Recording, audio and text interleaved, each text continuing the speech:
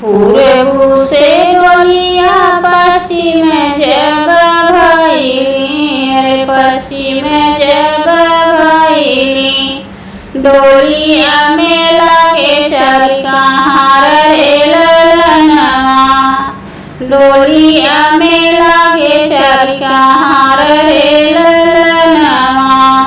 जाई के डोली पहुँची पिपरा के तरवा, रे पिपरा के तरवा, झरी आए पिपरा के पात रे ललनवा, झरी आए पिपरा के पात रे ललनवा।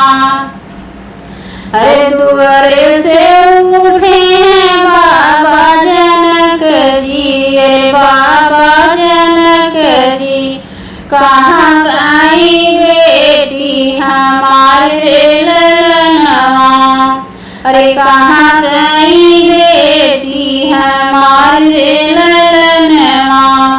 भीतरा से निकली है माता सुनैना, अरे माता सुनैना, अरे सुना स्वामी अरज हमारे ललनवा, अरे सुना स्वामी अरज हमारे ललनवा।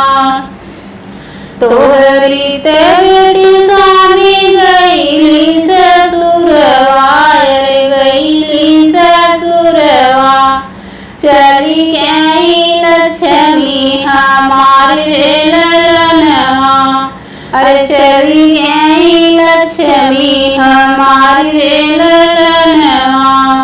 पूरब से डोलिया पश्चिम जब भइली, अरे पश्चिम जब भइली, डोलिया में लागे चली कहाँ रे ललनवा, अरे डोलिया में लागे चली कहाँ रे ललनवा।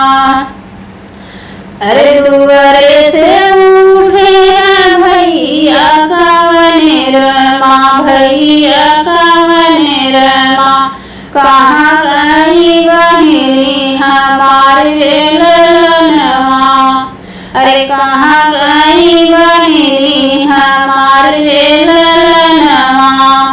भीतरा से निकली है भाभी कवनी दे, अरे भाभी कवनी दे, सुना प्रभु वचन हमारे ललनवा, सुना प्रभु वचन हमारे ललनवा।